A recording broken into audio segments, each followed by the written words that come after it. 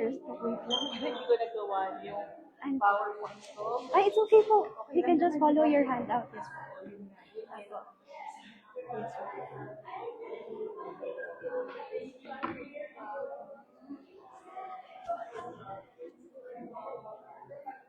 Okay. Baka kulang yung handout. Tita will just have a short program before po and then I'll call you naman po. Sige. Ayan. Hello po. Good afternoon, everyone. Malakas ba? Malakas masyado? Okay, so please don't forget to register po at the back and you may also get yung coffee po natin. So, yesterday we reminded you po to get your own mugs and cups. So, sana po may nadala kayo kung gusto nyo makainom ng kape. Ang bango, di ba? Baka natatempt na kayo magkape dyan. Pwedeng-pwede naman po. So, reminder lang po, you may please occupy the seats in front din po para hindi po empty yung sa harap.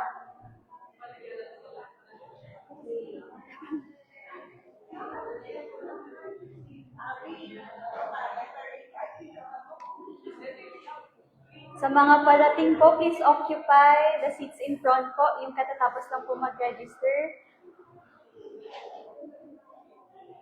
Tita Lynn.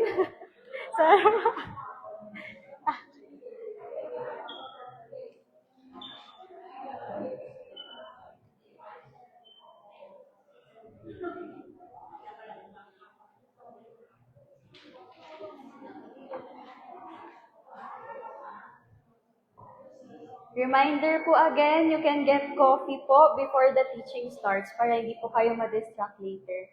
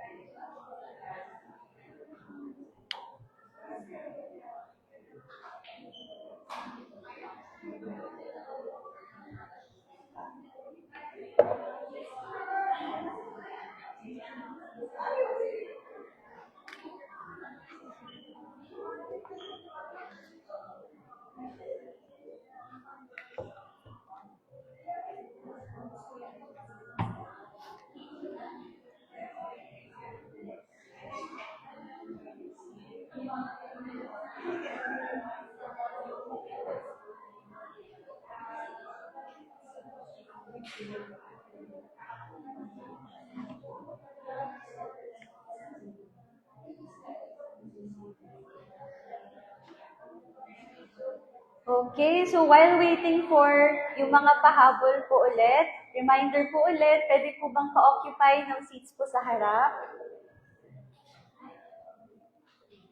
Kung may nakikita po kayong vacant seat sa harap niyo, please occupy niyo po yun. Para yung late po later, sa likod na po sila uupo. Yes, na-persuade.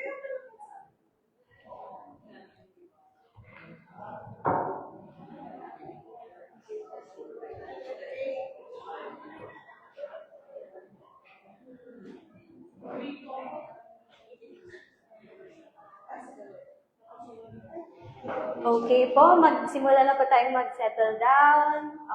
Kuha po ng kape sa likod ulit and start na po tayong mag-settle down. Okay. Reminder po, you should have registered your name at the back and dapat po meron po kayong handout. So kung wala pa po kayong nakuha handout, please punta lang po kayo kay Tita Miley sa likod.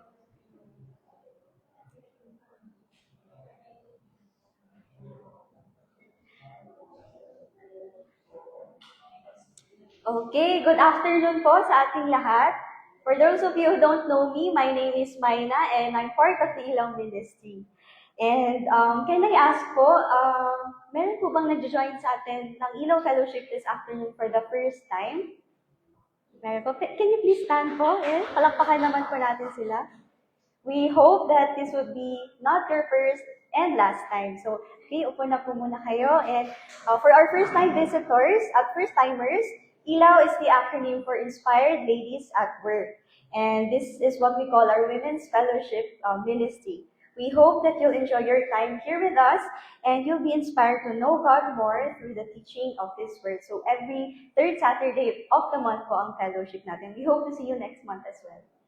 And before we begin our announcements, may we first please open in prayer.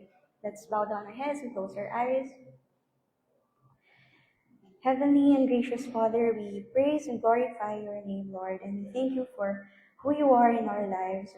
Gracious, merciful, and sovereign Lord, the Most High God, who's so great, Lord, and who deserves all our praises and adoration. We thank you even, Father, for the gift of our salvation. We come before you today with hearts full of gratitude and joy, and we thank you, Lord, for bringing each one of us safely here and for the gift of fellowship among sisters in Christ. We acknowledge your presence in our midst and invite the Holy Spirit to move freely among us, to teach, guide, and encourage us. We pray also, Father, for our announcements this month. May they speak to the women of this church as you also bless every one of them today. May this gathering be a time of refreshing for our souls, a time of building each other up in faith, and a time where your word comes alive in our hearts. May you anoint every part of this fellowship so that in all that we do, we will glorify your name. And we commit everything to you, Lord. In Jesus' name we pray. Amen. Okay. So for those of you who are not yet part of our group chat and Facebook group, you may take a picture of this or scan the QR code para maging part po kayo, para maging updated din naman po kayo sa ganap ng ilaw. And, okay, so for us to be informed din po, this would be the program flow for this afternoon. So we'll have a prayer time for our birthday celebrants and our missionaries, and of course, our teaching and the awarding. This is bago po.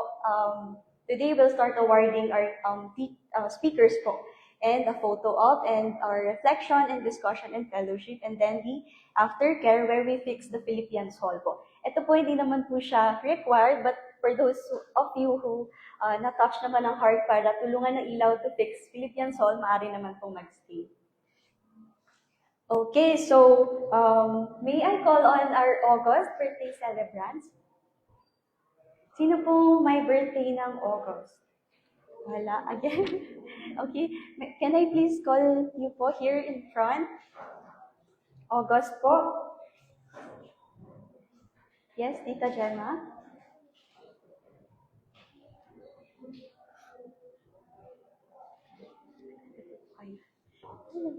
Happy birthday po. Okay. Okay, sige po. And okay, so let's first pray for them. Everyone, may you please extend your hands towards our birthday celebrants.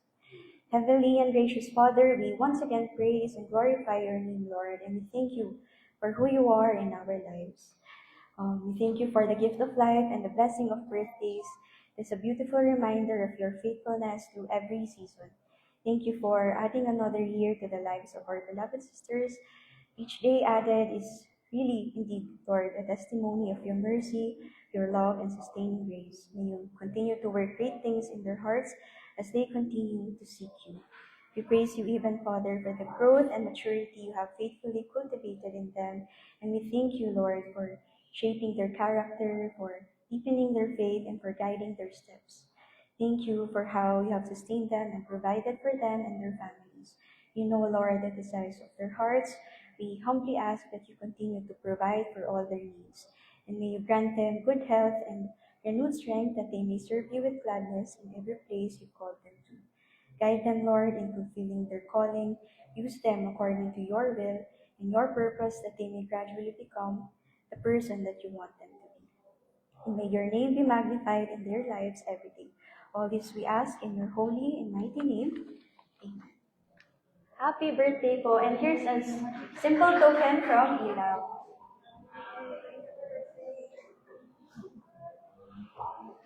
Thank you.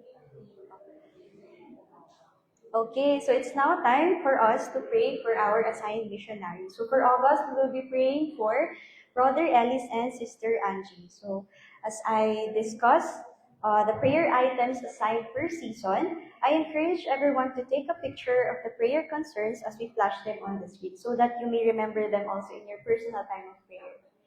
So first, we have the prayer item assigned to wives and wives with children. Please pray. This is their personal prayer request. Please pray for their visa application. So currently, they are both in Singapore as they are applying for their long-term visa for Thailand. Please pray for the Lord's leading and moving. Next po, we have the prayer item assigned to solo moms and singles for new missionaries. Please pray for the Northern Thailand launch team as they receive 3 new units of missionaries that they may adjust well as they begin learning the language and the culture as well. And lastly, we have the prayer items assigned to grandmothers and widows. Please pray for the team leaders of the said launch team, the Northern Thailand, sina Johan tsaka Astrid po, that the Lord may provide wisdom as they direct this new ministry. Okay, so to recap, sa wives and wives with children, yung long-term visa po, long-term visa application nila for Thailand, and for the solo moms and singles, for the new missionaries under the Northern Thailand launch team, and then for the grandmothers and widows, for the leaders of the team, Johan and Astrid. Okay, may I ask everyone to stand up po as we pray for them, and please feel free to add your prayers as the Lord leads you on. So I'll open in prayer. Let's pray na po. Gracious Lord, we thank you for gathering us today to stand in the gap for our missionaries. We lift up Brother Ellis and Sister Angie po in our prayers. May this time of prayer be led by your Spirit, and may our petitions bring encouragement, strength, and wisdom to those serving you. Let us now pray for our missionaries po.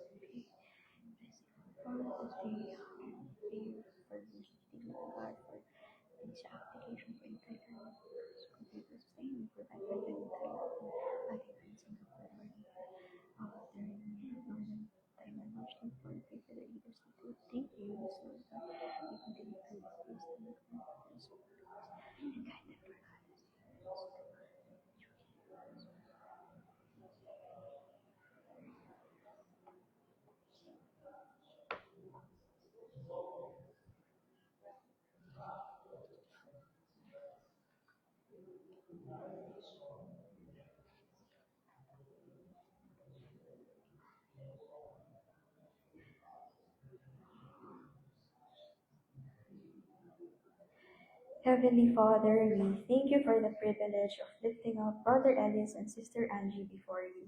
We ask for your favor and guidance as they apply for their long-term visa for Thailand. And we also commit to you the Northern Thailand launch team. Grant their team leaders wisdom as they direct this new ministry, and may bless the 3 new missionary units with grace to adjust well, learn the language, and embrace the culture with humility and love. May your kingdom be advanced through their obedience and service. In Jesus' name we pray. Amen po. Please be seated po again. Okay, so next po on our slide is our solo moms activity. So we are inviting all our solo moms to a fellowship on August 30, 2 p.m. at the Toddler's Room sa taas po. And you will continue with your book study on Putting Your Past in Its Place by Stephen Viars. Okay. This coming September 6, we will be having another IGT or Ilaw Get Together. And this is our second IGT for the year. And the topic will be on Decluttering, Making Room for God, Part 2 with Tita Ten Aguilar. This is from 3 to 5 p.m. here also in the Philippines Hall. So if you were blessed with the first installment of this series, you will surely be more blessed with and encouraged with this second part. We hope to see you there. And you may actually register through this QR code. Take a picture or scan this QR code, and the deadline of our registration is on September 3. We also have a minimal registration fee of 50 pesos. And reminder, we encourage you po to bring your decluttered items. There will be more announcements on this on the following Sundays po. And for our next month's TGIS, we will go through the topic, God's Power in Saving Grace, to rend us from the power of sin. To be taught by Sister Mitch Tika. Please look forward to September 20 at 3 p.m. That's the third Saturday of September. So we hope to see you there again. Okay, and also reminder po, every TGIS, we encourage you to bring your own bottles, tumbler, and mugs para po mabawasan yung ating waste, plastic waste po. And we also have yung online boutique. So po, sa likod po, you will see yung ating drip coffee, yung we order din po, and yung, kung makikita nyo, meron po tayong mugs and yung payong po na may logo ng ilaw. So hindi po kayo makakita ng ganyan sa labas, dito lang po yan. Blessed po yung mga items na yan. And proceeds naman po ng Ilaw Online Boutique is mapupunta din naman po sa ating ministry funds and of course, para po makapag-serve po sa women in the church. Okay, so ito po yung QR code. Pwede po kayo mag-pre-order dyan ng mga items, lalo na po nung mug and then nung payong po. Okay, so before I call on our speaker, I'll first briefly introduce her. Today, we're very blessed to welcome a servant of God, a dedicated missionary serving in the Crystal Cave community, where she has faithfully ministered for nearly a decade to the growing Maranao Muslim population from Marawi who have settled in Baguio City. She is a nurse by profession. She combines her passion for people with a deep passion for cross-cultural ministry. She is currently pursuing her master's in intercultural studies with a concentration in Islamic studies at Asia Pacific Theological Seminary, or APTS. To exhort us on the topic, God's purpose for saving grace, let us all give the Lord a clap offering and open our hearts to Sister Tony Anonas.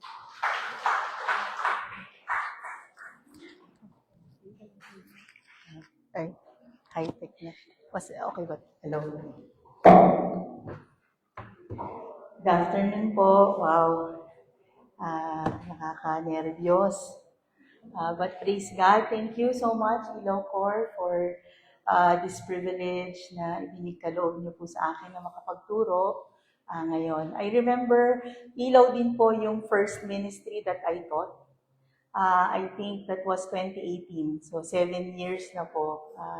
Hindi ko alam kung ano mga sinabi ko noon. But praise God, I'm still here and still serving the Lord po. So, sige po.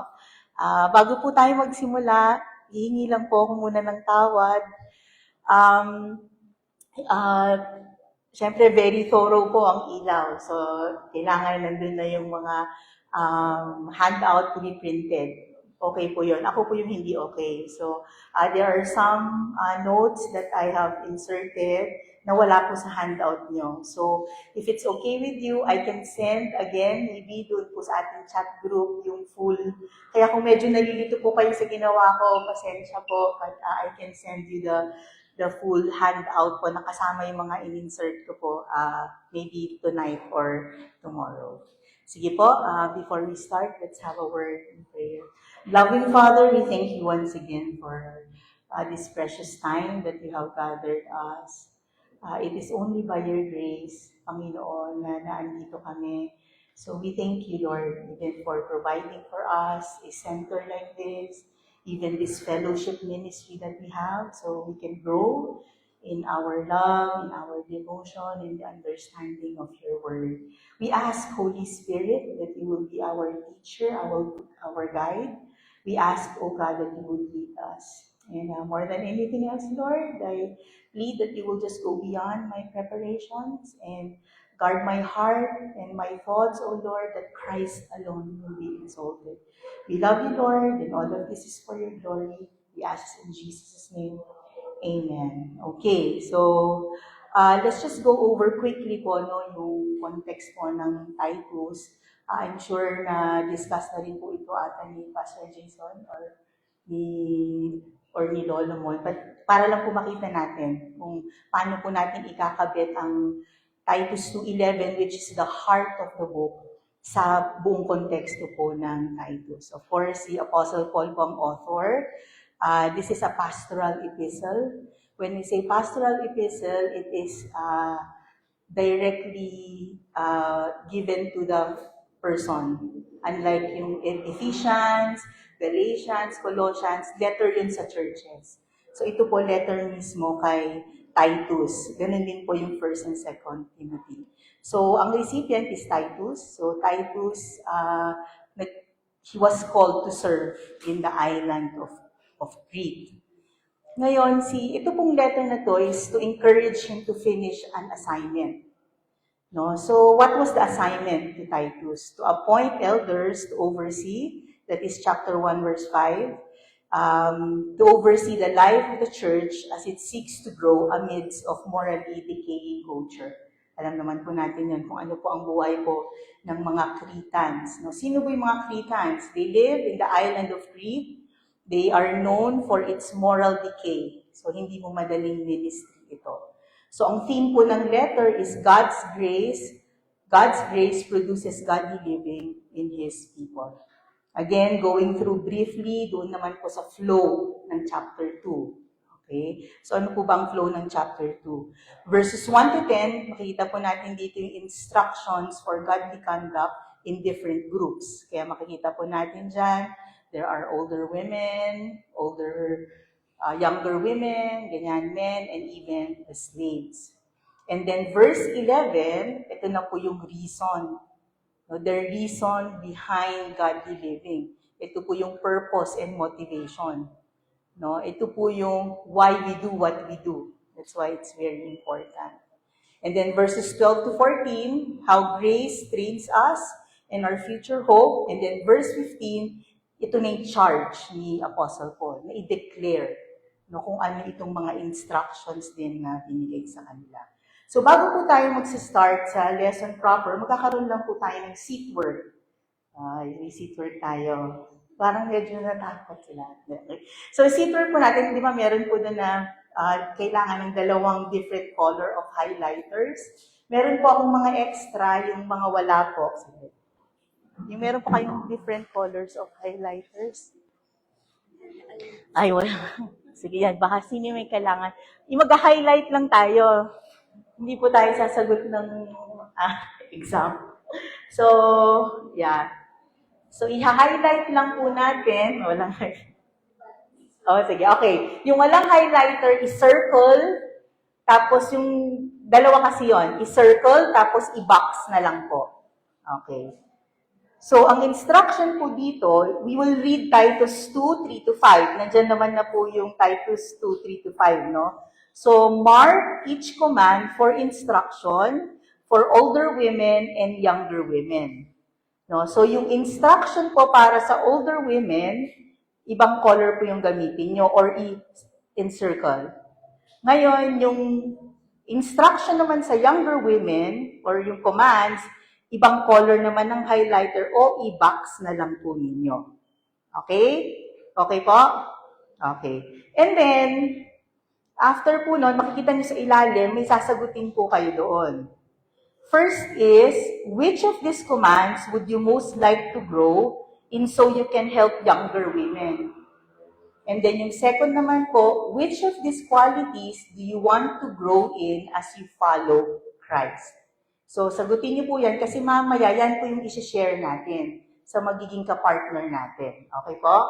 And then we will pray for each other po doon po sa mga requests. Sige, okay po ba ang 3 minutes?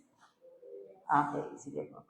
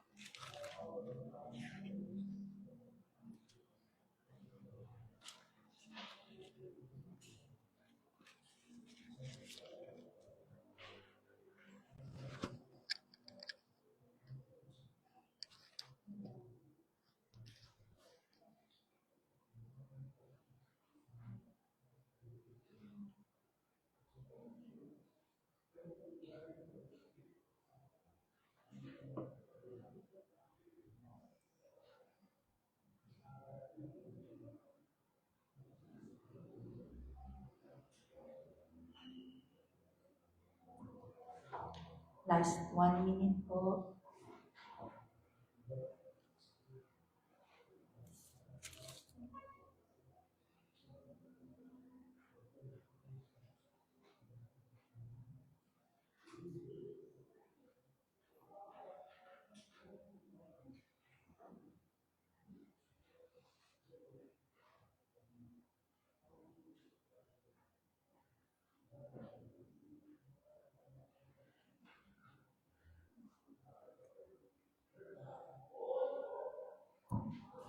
Okay.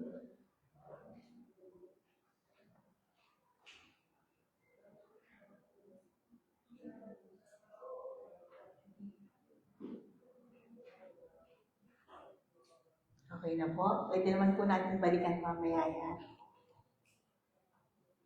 Kasi baka hindi naman po masyadong matagal itong teaching. So, you can go back to it later po. Okay po? Sige. Eyes on me na po tayo. Okay, so we will start with our lesson proper. Okay, so imagine being sent on a mission to a place with a reputation for lying, greed, and immorality. That was Crete in the first century. Ancient writers, even their own poet, Epimenides, called Cretans liars, evil beasts, and lazy gluttons. It was an island with dozens of cities, bustling ports, diverse cultures, and deeply rooted pagan traditions. To make things even harder, false teaching was spreading inside the church. This is where we find Titus, tasked by the Apostle Paul to set right what was left undone, and to appoint elders in every town. From the outside, it was an impossible assignment. But Paul knew that the gospel wasn't just good news for polite or moral societies. It was a power of Christ to transform even the hardest hearts. That's why in Titus, the verse that we're going to study today, Paul reminds everyone, older women, younger women, men, leaders, that the grace of God has appeared, bringing salvation to all people, that grace is the wisdom and the mercy of God in the person and work of Jesus Christ. So Christ doesn't just save, He teaches, motivates, and empowers us to live differently. And of course, the charge for the older women, that means faithfully training younger women in godly living. And for the younger women, it means joyfully obeying God's design, even when the surrounding culture pulls on the other way. So balikan lang po natin yung commands sa verses 3 to 5, kasi dito po naka-anchor yung verse na ating aaralin ngayon. So we look at the commands in verses 3 to 5. Here we see Paul is using a household code. Gives Titus specific instruction to different groups of the church. Nakita naman po natin yan dyan. Sa older women, sinabi niya na live reverently, avoid slander, teach what is good. So here we can see ang mga kababaihan, the older women, yung mga mas mature in the faith sa church, they must be role models sa loob ng church. Okay? Sa mga younger women naman, they are instructed to what?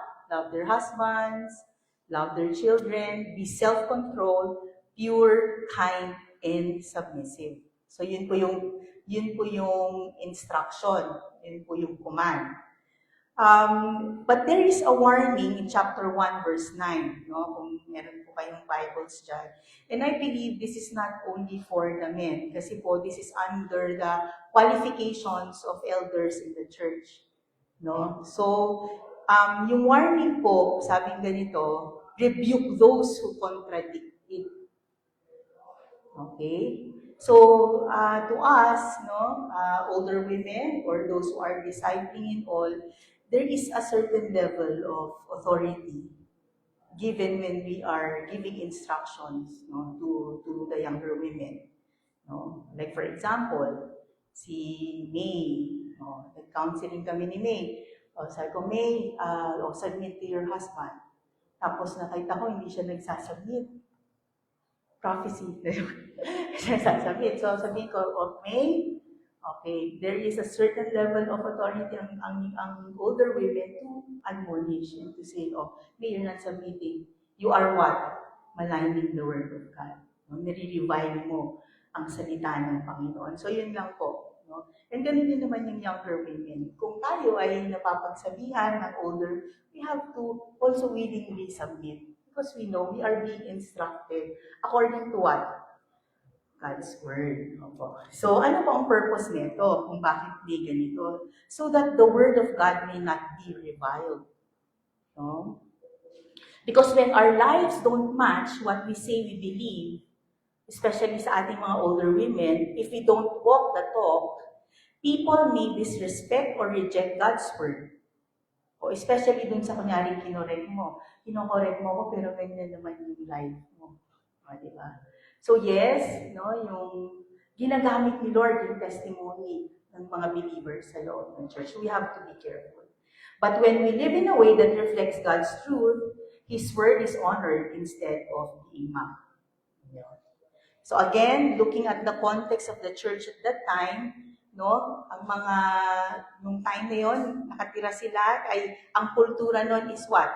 Puritans, di ba? Yung mga immorals, and all of those things. So, very contrasting yung binigay na instruction ni Paul sa mga kababaihan, sa older women, to instruct the younger women in time na yon, para makita yung pinagkakaiba nila sa kultura nung time na yon.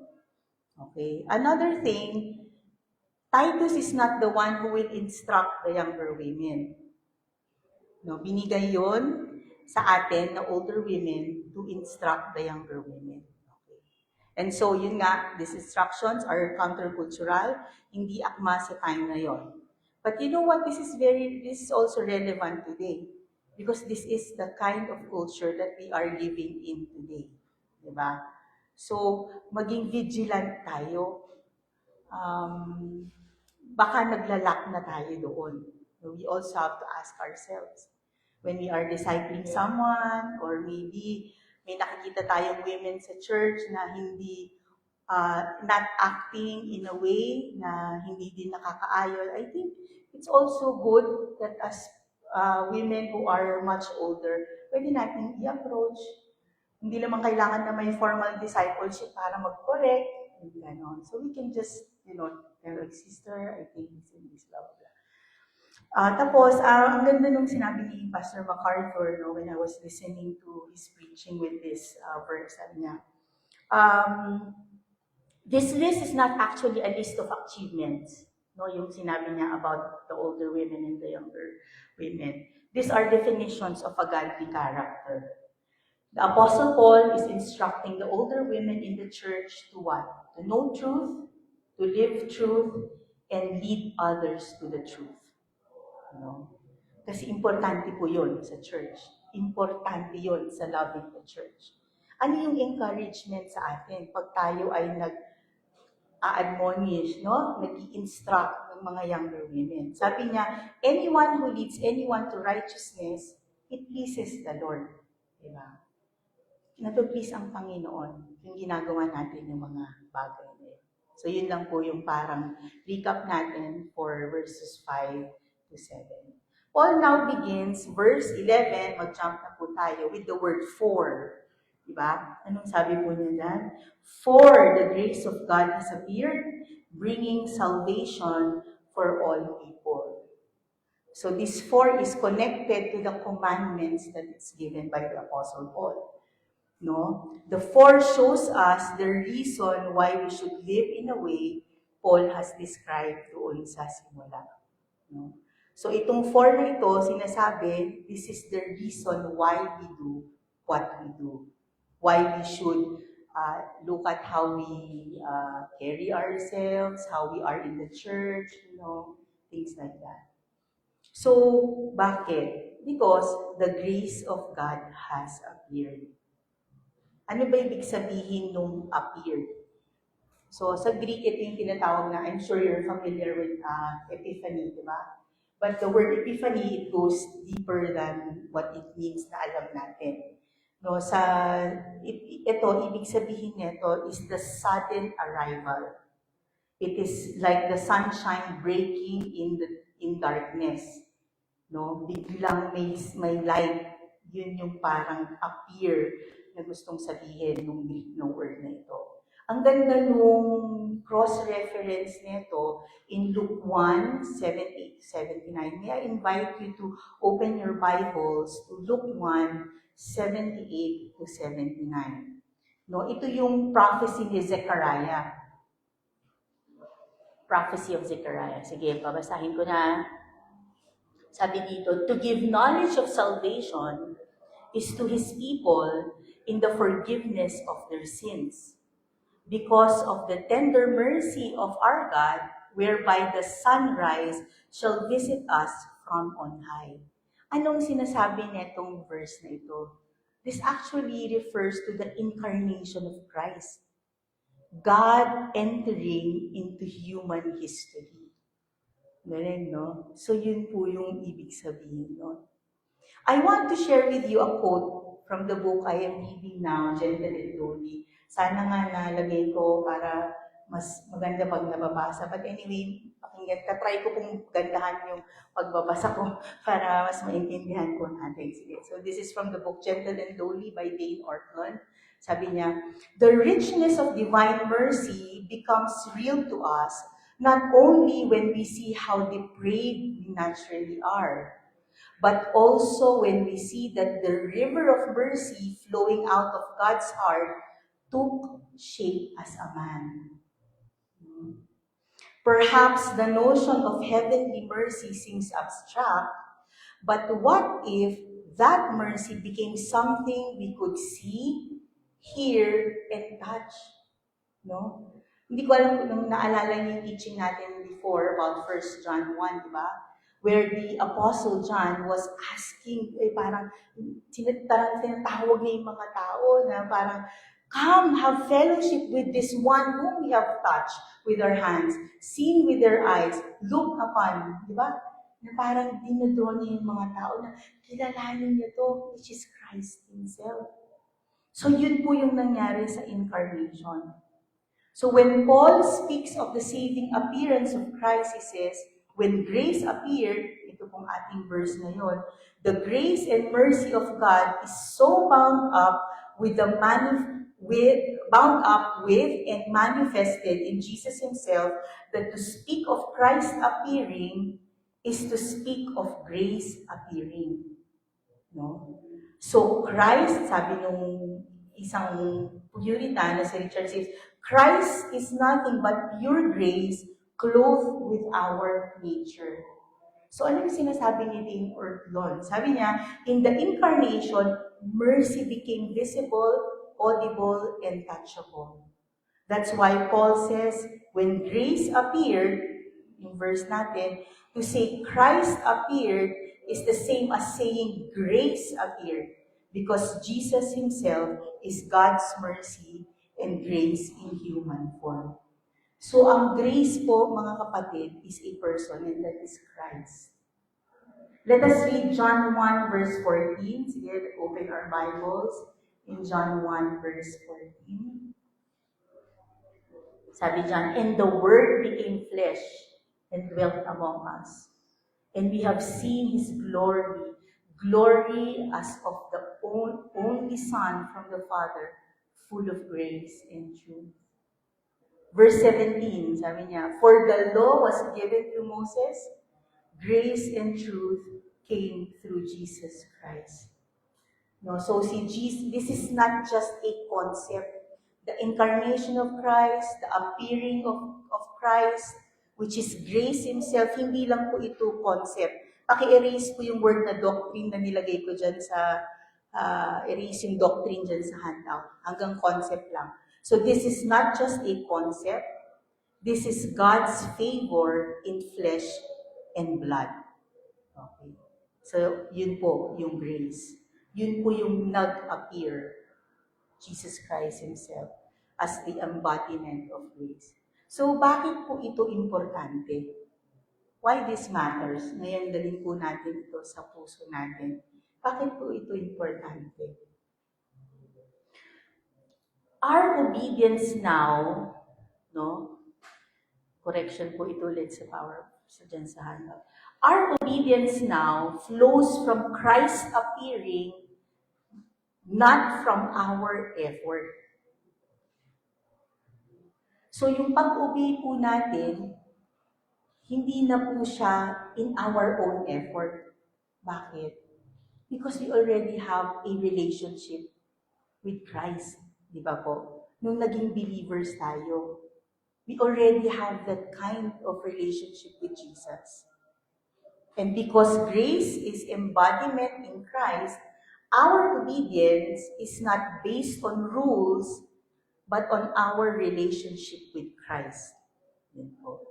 So now, we already live differently because Christ has come.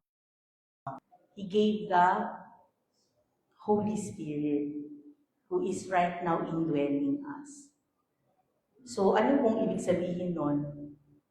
Yung strength and power doesn't actually comes from us. It is the Holy Spirit who is enabling us. And this is because of the relationship that we have in Jesus. So now, because of that, we can now live reverently. We can avoid slandering. We can teach what is good and living it out. We can love our husbands, children. We can be self-controlled, pure, kind, and submissive. Meron na pong change of life. Yung ganun. And yun po, doesn't come from us. It comes from the Holy Spirit who strengthens us. This also matters because it protects us from legalism. Yung understanding ng grace. Kasi pinoprotektahan tayo nun as from legalism. Ito isa to sa mga nagiging problema ko hanggang ngayon. Na madali akong mag-divert into legalism. Our Christian life now is not to try harder, but to look to Christ who appeared. So His grace saves us and teaches us how to live. Yan po. So understanding and knowing the grace of God, what He has done for us, will keep us from being legalistic. Mamaya meron po tayong mga points na nilagay dyan sa handout, i-go through po natin kung paano natin makikita kung, uy, teka, pupunta na ba ako sa legalism? Kung sino po yung hindi, okay, yung legalism po, yung mga first-timers, yun po yung commands ng Panginoon sa atin, parang nagiging checklist na lang. I have to do this kasi sinabi yung gano'n. Na-divert. Mamaya, isa-settle pa po natin yun. Basta yun po yung meaning ng legalism. Kaya very important yung remembering and understanding the grace of God. Kasi nga, it will keep us from being legalistic. Okay? So now, from obedience of believers, and tapos na po tayo sa obedience of believers, magda-divert na tayo to the unbelievers. Kasi, doon po sa text natin, anong sabi? For the grace of God has appeared, bringing salvation to people from Baguio, all men. Okay. So this grace that has appeared, it brings salvation to all people, to all men. Yun po yung sinasabi dyan. Sige, mag-review lang po tayo konti kung ano po bang ibig sabihin ng salvation. So ito po yung title ng talk natin. It is a rescue. No, salvation, when we say salvation, eternal salvation, it is a rescue from sin's penalty. No, kung medyo technical yung word ng justification dyan, pwede na tayong tumayo sa harap ng banal na Panginoon na malinis na dahil sa ginawa ng Panginoong Jesucristo. Kasi sa ating kasalanan, di ba, in our sin, na-separate tayo sa Panginoon. So dahil sa grace ng Panginoon who has appeared, who is Christ Himself, it separates us na, it restores us, it restored us in our relationship with God. Makikita natin yan sa Romans 5 verse 1, palagay na lang po. And then another one, sin's power. We are rescued from sin's power. Ito po yung sanctification. Magtatagal lang po ako ng konti dito sa sanctification. No? So here, the Apostle Paul, actually, sa BSD po, we are going through the book of Romans. Kahit doon, pinersonify ni Apostle Paul ang sin. No? Ginawa niya rin, pinersonify niya. Kasi pinakita niya doon that sin has actually capacity to dominate, di ba? It has the capacity to rule and to enslave a person. No? So yun yung power ng sin. Ngayon, nung naging believer ka na, kunyari, you accepted Christ as your Lord and Savior, na free ka na doon sa power ng sin. You are free from that. No? So yun po, may sanctifying work. Kasi after that, isa-sanctify po tayo. Ano bang ibig sabihin ng sanctification? Pag naging believer ka na, no? Yung buhay mo sa Christian, it doesn't mean na hindi ka na magkakasala. No? You will still, kasi flesh to there is a struggle between flesh and spirit, di ba? So yung sanctification, yun ay yung daily walk na ginugrow tayo ng Panginoon to be Christ-like. Mamaya makikita natin yun kung paano tayo mag-yield sa Holy Spirit. So yun yung sanctifying work na ginagawa. Hindi ito matatapos hanggang hindi tayo mamatay and to be with our Savior. Even until your last breath, sinasanctify ka pa rin ng Panginoon. So walang perfect Christian. Yes, we can stand before God justified, but we still have this body. No? Nandito pa rin tayo sa katawan na, which is the flesh. No? Ngayon, ang problema naman dito sa mga believer, well, ito na yung struggle ko, gusto ko lang i-share sa inyo. We have a tendency to emphasize what to do more than why we do it. Kaya very liberating itong text na to, itong passage na to. Kasi nga ganun tayo. Yun yung default natin. Ay, sinabi ni Doc Rods, gawin ko to. Pero minsan, nakakalimutan natin, bakit ba tayo binigyan ng Panginoon ng ganitong instruction?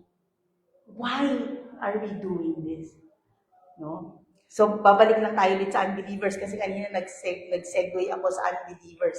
So, balik lang tayo. So, we have to ask the Lord to remind us always why we have to do this kung may mga binigay na command sa atin. The danger of this is that when we don't understand why we obey God's commands, we can easily slip into legalism. Ito na yung word na legalism. We forget that obedience is part of God's sanctifying work and that He works differently in each of us. Especially in areas where we are weak. No? Kasi like for example, iba yung struggle ni G sa struggle ko. Di ba? Pero praise God, kasi ganun ka-personal si Lord talaga. Pag sinasanctify na tayo, iba-iba tayo ng pinagdadaanan. Pero ang goal niya is what? Christ-likeness.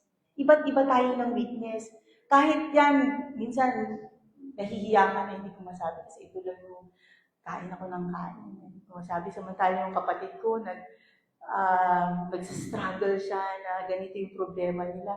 Pero kasi minsan, yun talaga yung level, yun ang struggle natin ng time na yun And those are the times that the Lord is sanctifying us. He is growing us into Christ-likeness. No? So, yun. So, minsan ako, nirepent ko na to last month. Ito na naman yung i-repent ko na naman. Ito na naman. So, yun. Anong ibig sabihin nun? Hindi ka kasi nag-o-obey. Di ba? Hindi tayo nag-o-obey, kaya nangyayari na naman ngayon. But God knows what is good for us. So, kahit na kunyari ngayon, huwag ka na kasi syempre, yung struggle ko, kung malakas ako kumain. So, minsan yun ang naiisip ko, wala din. So, self-control, anak. Say no to your stomach. Parang gano'n, di ba? Pero yun, so ilang years na nagda-diet, hindi pa rin nangyayari. I mean, pinagtatawanan natin, but there's a struggle. Di ba? Kasi everything we do, sabi nga ng Lord, whether you eat or drink, do it all for the glory of the Lord. Even the mundane, mga kapatid, is an opportunity for us to grow in the Lord, in Christ's likeness. So, God is the one who started His saving work in us. He continues shaping us through sanctification, even in our struggles, in our weaknesses. And yung promise, i-finish ni Lord kung ano yung nasimulan niya sa atin. Di ba? Hindi niya tayo hahayaan na hanggang ganun lang. So the Lord will finish what He has started in us. No? So ngayon, ang nagiging problema, pag nagiging legalistic tayo, we turn inward and become self-focused. So ano nangyayari? Pag inward and self-focused, nag-i-end up tayo na discouraged and disappointed. Kasi nga, hindi tayo nagpo-progress dun sa struggle natin. Ano ba ito na naman? Kasi nga nakatingin tayo sa sarili natin. Hindi tayo nagdi-depend sa Lord. We rely on our own strength. Diba? So, yun. Ngayon, dun sa last page po ninyo, dun ko nilagay yung part na ano ba yung obedience that is strengthened by grace? Diba? Ang word na obedience, actually may negative connotation siya kasi na parang kailangan mong sundin. Dahil napaka-rebellious natin ng mga tao. Pag sinabi sa ating obey, parang obey, parang gano'n, ayaw na agad. Yung gano'n. Pero, hindi. We will grow in Christ-likeness when we obey. So, ano ba ang obedience that is strengthened by grace? Unang-una, number 1, na nakalagay, root before the rules. So, legalism, sinasabi, do this so God accepts you. Anong sinasabi ng gospel? God has accepted you. Now live for Him. Diba? Nag-o-obey tayo because we are saved, hindi para ma-save tayo. Yun yung sinasabi sa Ephesians 2, diba? For by grace you have been saved through faith. It is not your own works. It is God working in you para walang magmayabang sa atin. And if yung responses natin rooted in Christ, the true vine, we will definitely bear lasting fruit. Number 2, why before the what? Ito na yung sinasabi ko kanina. No? Why we do what we do? Because grace has appeared. No? So yung what kasi, sinasabi, yung what, say no to sin and yes to godliness. Yan yung itatakal ni Ate Mitch sa next na teaching. So our obedience now, yung response natin, hindi payment. No? Number 3, spirit, not self. No? Ang legalistic na tao, sasabihin niya, try harder. Pero gospel will say, walk by the Spirit. No, Galatians 5, verse 16. Ito yung yielding na sinasabi ko. No, ano yung wala po ito dyan sa handout nyo? Yung yield to the Spirit, ang ibig sabihin nun is a daily act of surrender. No? It means putting aside self and depending on God in what? In prayer, reading of the Word. Kasi the Lord has already provided everything for us. For life and godliness, di ba? So, kailangan natin siyang, kailangan natin gawin yun kasi alam ng Panginoon natin na yun ang makakabuti sa atin.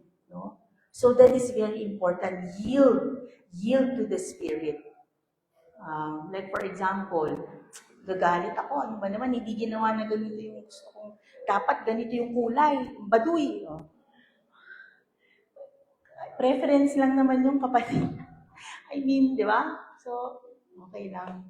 Di ba? Lord, check mo yung heart ko, nag-umiinit na yung ulo ko, yung things like that. So, yielding in the Spirit is yung nga, I think tawag din doon yung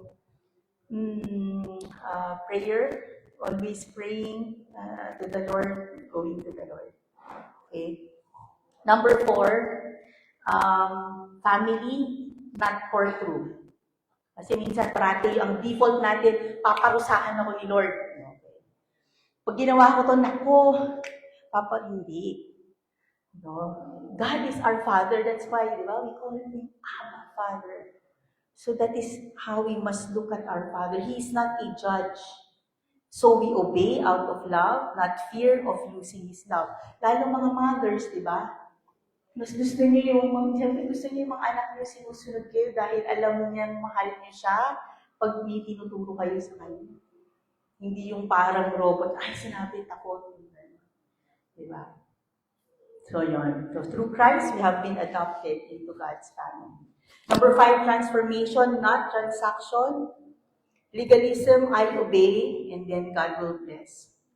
Gospel, God changes me, so I obey. He gives us actually the power to do that. No?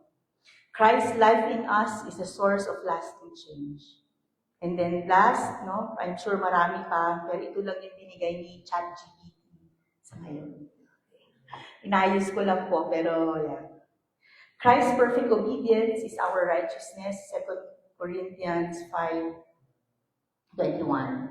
When we fail to return to Him, huwag kayong makinig sa lies ng demonyo.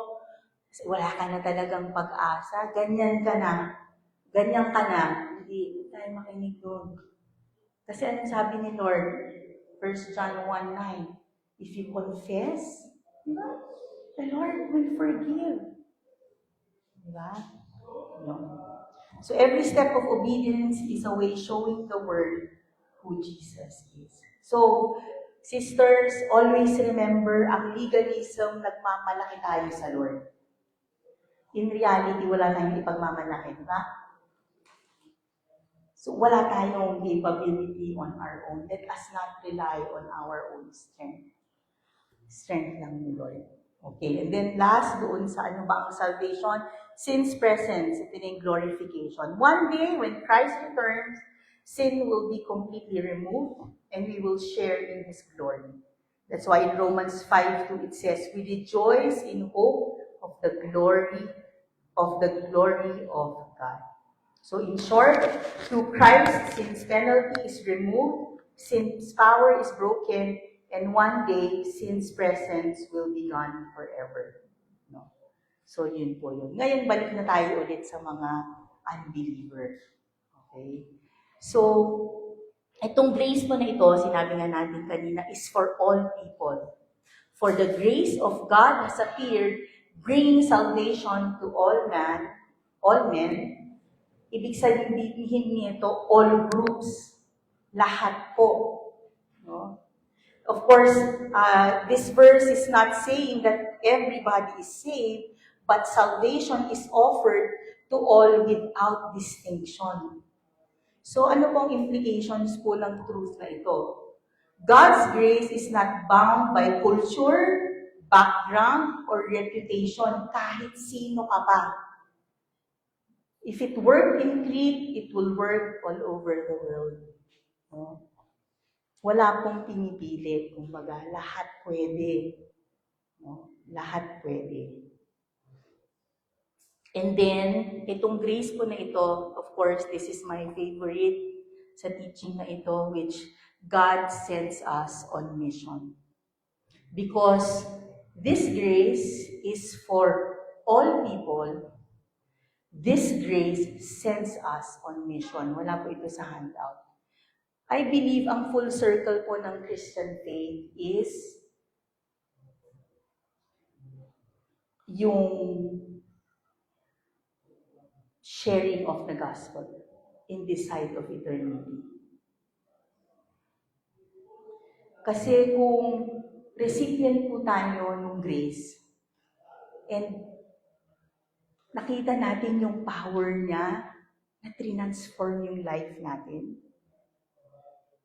di ba? Hindi ka mapapakali na hindi mo ito i-share. It will give you a deeper burden and love for the lost. No? Na i-share ko rin, ibabahagi ko rin itong gospel na ito, itong grasya ng Panginoon. No? Kasi sa side ng eternity na ito, hindi naman lahat pa mananampalataya. And hindi natin alam kung sino ang pinili ng Lord. So this grace that we have received, our salvation in Christ must really push us, gives us the burden in sharing the gospel. No? Because God sends His church to reach the people. Plan A, walang plan B. Church ang mag-share ng gospel. Church ang mag-reach ng nations. No? Both local and international. So hindi dahil nakahijab yan, nakita mo, ay hindi ko, baka patayin ako. Hindi. Ano sabi, di ba? All people. Sabi sa Matthew 28, every tribe and tongue. Kasi one day, ang gusto ng Lord, every knee will bow. Actually, it will happen kahit nung mga ayaw. Every knee will bow and every tongue will proclaim that what? Jesus Christ is Lord. Yun po yun. No? So, if we think we're lacking in this, we should be asking the Lord. No? So, one step po is mag-register po kayo sa missions this coming November. Hindi totoo. We will see how missions is done biblically. So, I'm not saying that everyone will be a missionary, but the Christian life doesn't end with just receiving the grace. It ends with sharing it. So we join God in His work of reaching the nations, Matthew 28, and all of these instructions of godliness will give feet to the message. No? So we are not only to proclaim grace, but live in a way that makes grace visible. Kaya pala sinasabi ni Apostle Paul sa church, umayos kayo. Bakit sinasabi yun? Older women, younger men. Kasi importante kung nasaan sila sa Crete, yung testimony nila, yung buhay nila, that will give feet to the message that they are proclaiming. That the grace of God has appeared. It will bring salvation to all men. Diba? So Paul's mission to the island of Crete was a very ambitious task. From a human point of view, it even seemed impossible. Yet if there is anyone in Scripture apart from Jesus who understood how God works in people's lives, it is the Apostle Paul. Apostle Paul is often regarded as the greatest missionary in the New Testament. Sino si Apostle Paul? Grabe ang testimony ni Apostle Paul. No? Book of Acts, approving Christian execution. He was there when they when they killed Stephen. Andun siya. Ang galing nga kung parang movie, no? Kaya si Pastor Robby gusto ko pag nag-preach, parang kang nasa movie. Pero ganun yung ini-imagine ko. Na bago nag-end yung Acts 8, pinakita niya nandun na si Saul of Tarsus na sa paan niya yung coat. No, nung pinapatay na nila si Stephen. Ano pa? Dragging believers from their homes into prison, threatening and hunting them even outside the city. Meron pa siyang sinabi sa Galatians 1:13. He violently persecuted the church and tried to destroy it. Yun lang ang goal niya. Yun yung bakit ako gumigising sa umaga para patayin ang mga Kristiyano. No? He has this zeal. Alam niyo yung zeal? Ang naalala ko sa zealousness, yung si Phineas, di ba? Hinatayin niya ganun yung zeal ni Apostle Paul. Actually, Apostle Paul is the modern day Boko Haram or ISIS, no? Who will stop at nothing just to persecute and kill the Christians. Ano nangyari? The grace of God appeared to him on his way to Damascus, and that started his transformation. So anong implication for us today? Sabi ni Ma'am Jenna. So what is the implication? Mag-i-end na po tayo. We obey because salvation has appeared. Obedience is the result, not the requirement. Grace is the great equalizer. All of us need it. All of us have, sa mga believers na po, sa mga hindi pa po believers, can receive itong grace na ito. So the same Christ to save Paul, a persecutor, and the Cretans, liars and gluttons, no? Christ is living in us now, shaping us to be His witnesses to this crooked and perverse generation. In closing illustration, from Damascus to Crete and to us, on the road to Damascus, Paul was a fierce persecutor until he met the risen Christ. In that moment, grace broke through and his life was forever changed. In Crete, Paul encountered culture marked by corruption and lies, yet the same grace that transformed him could have transformed the Cretans. Kasi nung nabasa ko, ngayon predominant na ang Orthodox Christian po sa Greece. And here in GLCC, if we think, we are just ordinary believers, yet we too are called to live as living testimonies for His salvation to the ends of the earth. From first to last, it is Christ who calls, Christ who saves, Christ who sustains through the Holy Spirit, and Christ who will finish the work in us. Let us pray. Lord, we thank you for your grace and mercy. We thank you even today, O Lord, as we are listening to your word. We understand it, O God. And if there is anything, Lord, that you are ministering to us right now, areas, Lord, where we need to grow, we pray, O God, that we will obey. We will obey because we love you, Lord. And we know that we are not on our own. Apart from the Holy Spirit who is in us, we have this sweet fellowship, Lord. We can approach women where we can trust, seek counsel kung meron po man kami mga pinagdadaanan. Because that is how you will use your church, O God, for our sanctification and even for growing us into Christ-likeness. I thank you, O Lord, for this blessed privilege that you have given me to minister to my sisters.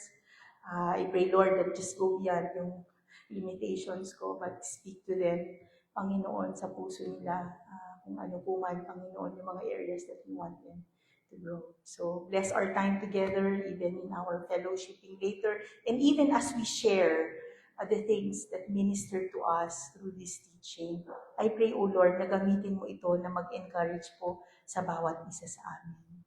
May we also take this time, O Lord, to remember Ate Ice, O God, and his family and her family, given right now that she's the primary caregiver of Kuya Peng, and then, Lord, si Jethro and the whole family. I pray, Lord, that you are renewing them with your strength, your grace, and joy as they serve you, Lord God, in this time, kung ano po man ang mga bagay na kanila pong pinagdadaanan. We pray that they are growing more in their dependence and their love for you. Oh God, that one day we are just excited to hear what you have done, O Lord, sa buhay nila, and it will just give you glory, O Lord, for how you have answered our prayers for this family.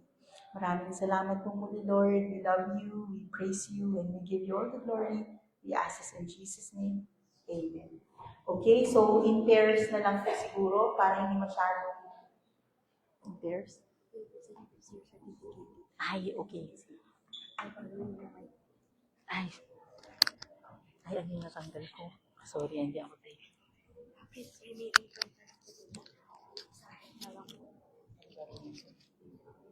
Ayan. So before we proceed to our reflection and sharing time, may I call on our ilaw workers po as we present yung certificate. certificate of appreciation. Tita, please slide. Okay, sino pong na-bless sa teaching today? Gusto naman ng kamay dyan. Okay, thank you. Indeed, no, we obey not to earn salvation, but because His saving grace has already appeared. And now we have this certificate of appreciation. Allow me to read the citation po. This certificate is joyfully presented to Sister Tony Anonas in heartfelt recognition of her faithful service in teaching the topic God's purpose for saving grace to rescue us from the penalty of sin, and for her meaningful ministry to the women in Ilau's DGIS Fellowship, given the 16th day of August 2025 at GLCC, signed by the Ilaw Ministry Head and Tita Ais de la Peña. Yan po, sama po.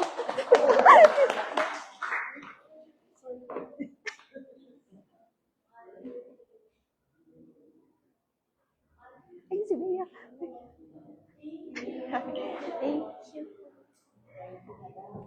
Okay, so as stated po in your handouts, our sharing time would be ganito po ang pag-facilitate natin. So dapat in pairs po siya, and one older and then one younger na woman po. So, kayo na pong parang mag-identify kung sa tingin niyo po nasa older kayong category or nasa younger kayong category.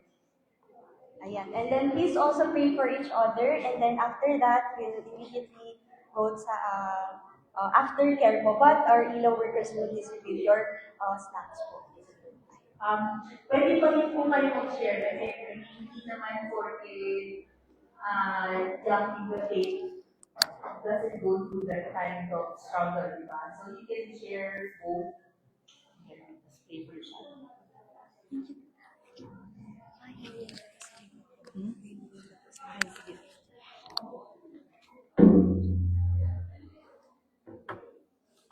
Thank you, Bea. Let's